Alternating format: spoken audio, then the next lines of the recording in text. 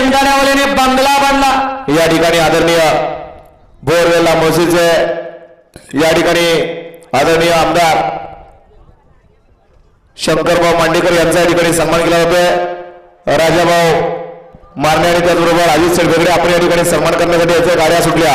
37 या मैदानातील सुटला, त्यामध्ये एक गाडी बाद झाली आणि आता बघा कशी लढत चालू आहे आणि गाडी कडन सुद्धा कशी पळते। अतिशय सुंदर आणि निर्वाद वर्चस्व प्राप्त केलं।